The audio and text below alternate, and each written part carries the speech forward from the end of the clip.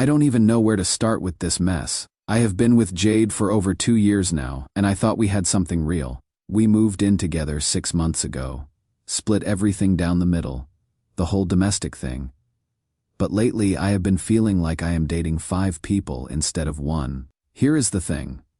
Jade has this tight-knit friend group: Riley, Nate, Olivia, and Logan. They call themselves the Squad, unironically, and do literally everything together. Group chats going 24/7, matching Halloween costumes. The works. At first I thought it was sweet that she had such close friends. Now I am wondering if I am even in a relationship or just some guy who pays half the rent. The breaking point happened last weekend. Our 2-year anniversary was coming up, and I had planned this whole evening, made reservations at the place where we had our first real date, got tickets to see this band she has been obsessing over. Nothing crazy expensive, but thoughtful stuff. I found her in the living room, scrolling through Instagram stories of her friends' weekend adventures.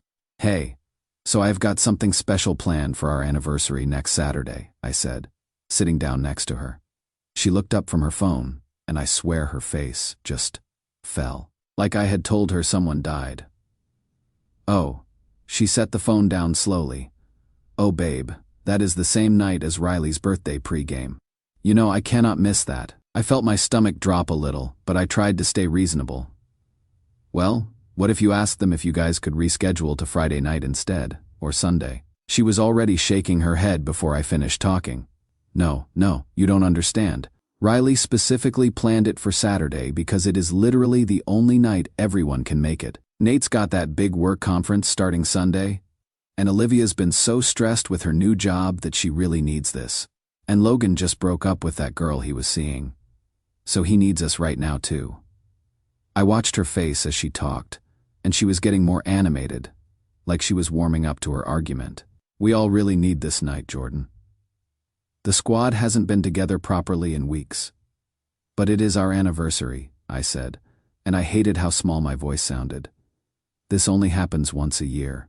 You can see your friends literally any other time." That is when her whole demeanor changed. She sat back, crossed her arms, and gave me this look like I was being completely unreasonable. "They were here before you, and they will be here after," she said with a casual shrug that sent ice through my veins. The words hit me like a physical blow. They will be here after. Not if something happens to us. Not, God forbid, we ever break up.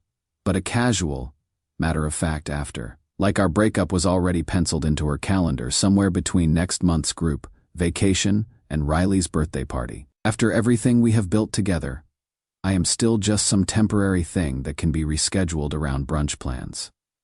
This isn't the first time either.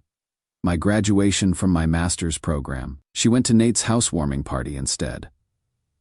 My brother's wedding last month, she was too exhausted from a 3-day festival with the Squad to come as my +1. Even when my mom was in the hospital for her surgery, Jade couldn't visit because it conflicted with their weekly game night.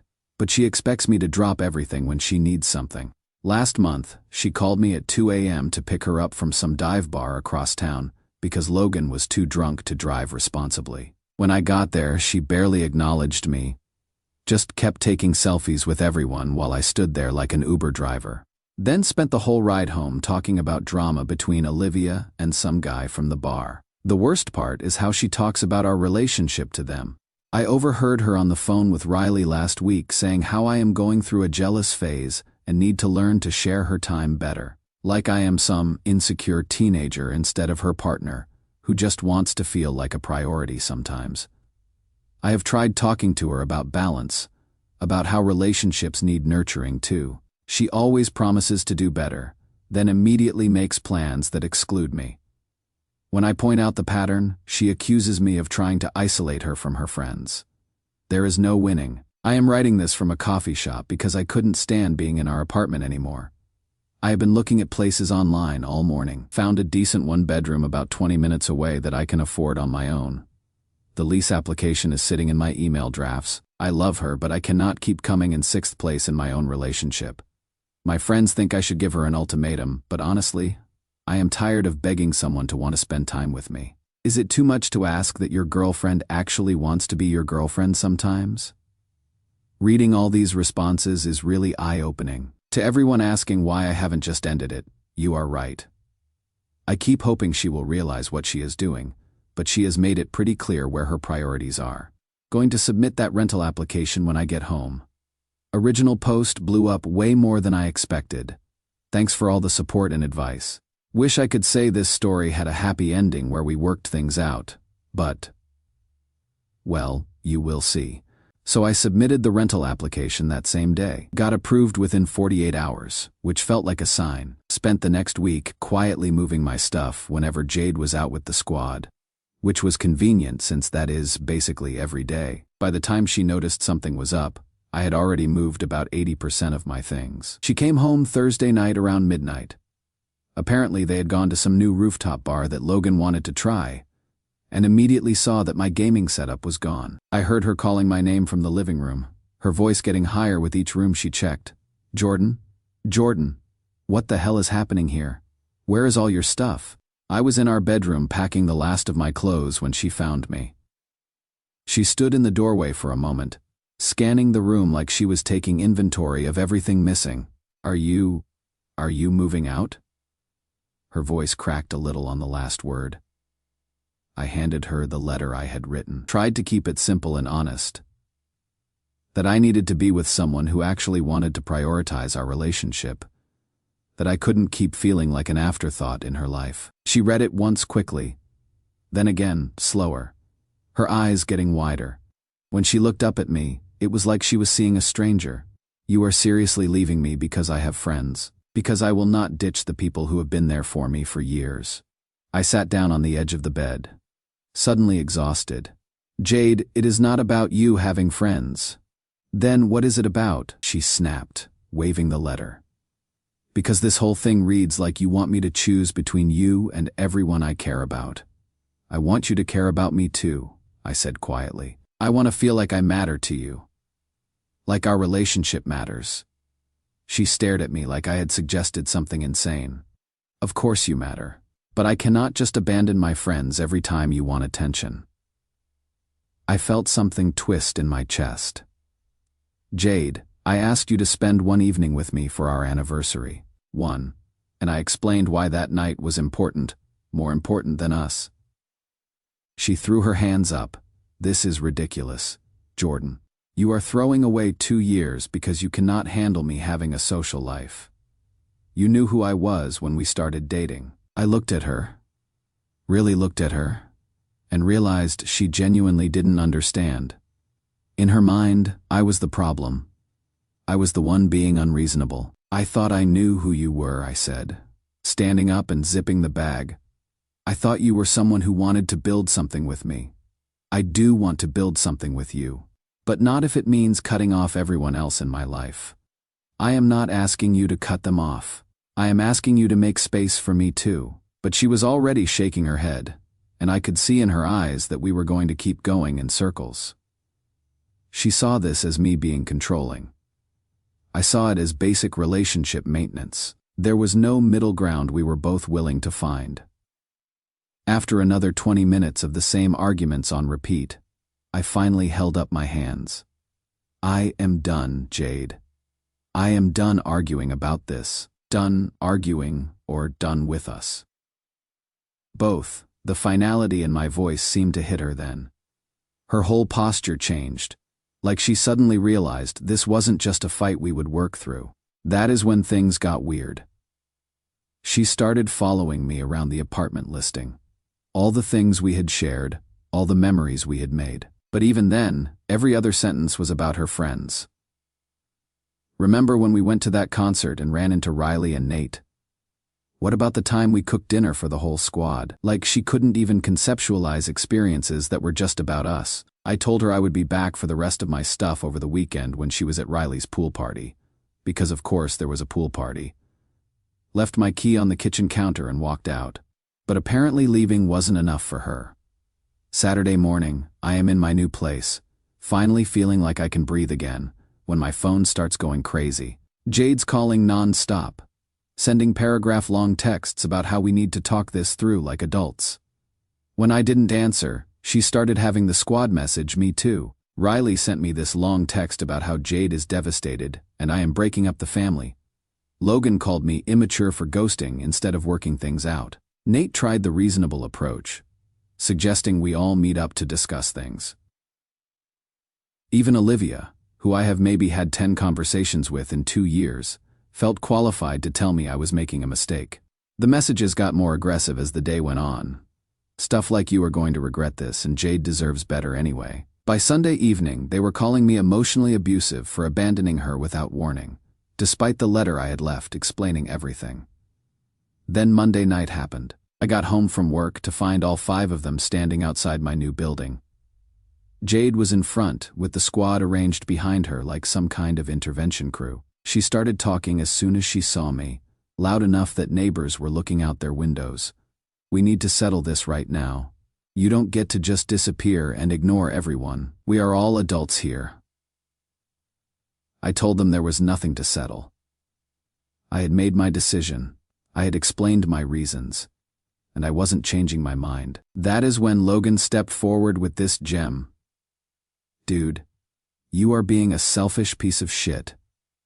Do you know how much you are hurting her? How much you are hurting all of us? All of them?" I asked what exactly I had done to hurt people I barely knew.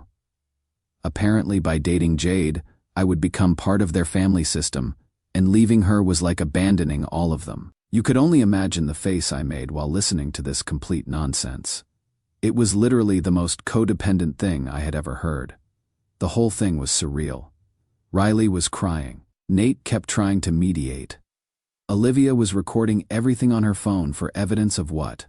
I have no idea.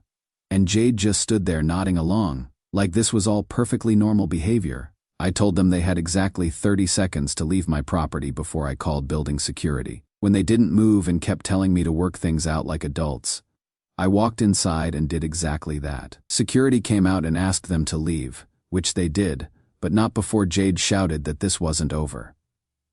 That was 3 weeks ago. The calls and texts have finally stopped, but I still get the occasional message from a random number, probably one of them using someone else's phone. I doubt they would try to show up at my building again.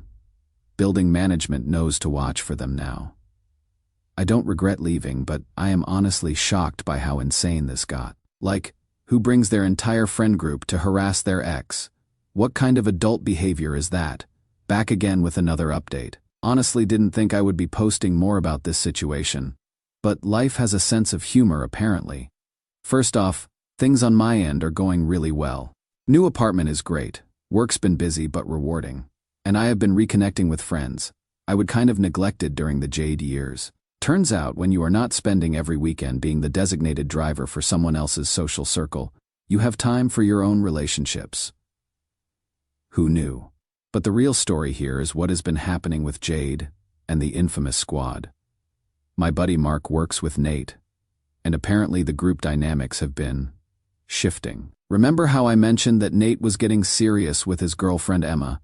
Well, they got engaged 2 weeks ago. Emma's been pretty vocal about thinking the whole group setup is immature, and has been pushing Nate to establish better boundaries. According to Mark, Nate's been slowly pulling back from the constant group activities, missing the weekly hangouts, not responding to the group chat as much, actually prioritizing his relationship.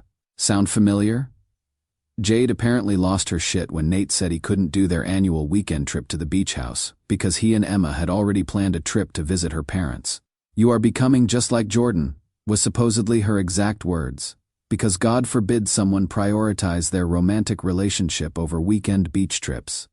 But it gets better. Riley got a promotion at work that requires her to relocate to Portland. She has been trying to coordinate virtual hangouts and plan visits, but Jade's been cold about the whole thing. Apparently, she made some comment about how real friends don't abandon the group for career opportunities. Riley is understandably hurt by this reaction to what should be good news. Then there is the Olivia and Logan situation. I never got the full story while I was dating Jade, but apparently those two have had an on and off thing for years that everyone just pretends isn't happening. Well, it is happening again. But this time, it is serious enough that they want to actually date instead of just hooking up after group events. Jade is not handling this well because it changes the group dynamic and she is worried about what happens if they break up. So let me get this straight. When I complained about feeling deprioritized, I was being controlling and selfish. But now when she is feeling deprioritized by her friends, suddenly it is a tragedy, and everyone is abandoning her. The best part, and I am getting this through Mark's girlfriend, who is friends with Emma, is that Jade has been going around telling people that everyone is pulling a Jordan on her, like wanting to grow up and build adult relationships is some kind of betrayal epidemic that I started. I don't think she even realizes no one is taking her seriously anymore. Meanwhile, I have been having actual fun for the first time in months. Went to a concert last weekend with some college friends who I hadn't seen in ages. No group coordination required. No one insisted on taking Instagram photos every 5 minutes. And I didn't have to leave early because someone needed emotional support for their latest drama. It was revolutionary. I have also been seeing someone new. Nothing serious yet, but Mia is refreshing. She has close friends, but she also understands that relationships require one-on-one time to grow. Novel concept, right? We had dinner Friday night. Just the two of us. And she didn't check her phone once. Didn't even occur to me how unusual that was until later. But here's where it gets really interesting. 3 days ago, I get a text from Jade. First direct contact since the apartment building confrontation. Hey, I know things ended badly between us, but I have been doing a lot of thinking. Maybe we could grab coffee sometime. I feel like we both said things we didn't mean. What the hell? I just sat there staring at my phone for like a full minute, after months of complete silence. And now this. It felt like getting sucker punched out of nowhere. I didn't respond immediately, but then yesterday she sent another one. I know I made mistakes. I was young and didn't understand how to balance everything, but I have been learning and growing, and I think we could try again if you are open to it. I showed the messages to Mark, and he just laughed. Apparently word has gotten back to Jade that I have been doing well, that I am seeing someone new, and that I seem genuinely happier. Mark thinks she is realizing that maybe having a devoted boyfriend wasn't such a terrible thing after all. The timing is pretty telling though, right when her friend group is naturally evolving and she is facing the reality that people grow up and their priorities change. Suddenly she wants to revisit our relationship. Where was all this learning and growing when I was begging her to understand my feelings for 2 years? I am not responding to the messages. I don't owe her a coffee date or a chance to explain herself. I spent 2 years trying to get her to understand what I needed from a partnership, and she consistently chose to dismiss those needs. I am not interested in being her backup plan now that her primary social structure is changing. Some people are asking if I think she is genuinely changed or if this is just convenience. Honestly, it doesn't matter. Even if she has learned something about relationships, I have moved on. I am building something new with someone who already understands what partnership looks like. Why would I go backward? Probably my last post about this whole situation, but wanted to share how things wrapped up since so many of you have been following along. The Jade text messages continued for about another week after my last update. Nothing aggressive or manipulative. More like she was trying to find the right combination of words that would get me to respond. A few highlights. I finally understand what you meant about balance. I see it now. The squad isn't the same anymore. I think I was using everyone to avoid dealing with real intimacy. I miss talking to you. Not even about getting back together, just talking. That last one almost got me. We did used to have great conversations, especially early in our relationship, but I reminded myself that good conversation doesn't mean good partnership. And I stayed silent. Things came to a head last Tuesday. Mia and I were having dinner at this Italian place downtown when I spotted a familiar group at a corner table. Jade, Logan, and Olivia. Nate and Riley were notably absent. Apparently Nate was at some couple's thing with his fiancée, and Riley was already in Portland setting up her new life.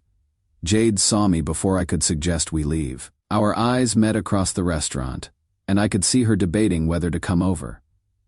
Mia noticed me tense up and asked if everything was okay. I explained the situation briefly.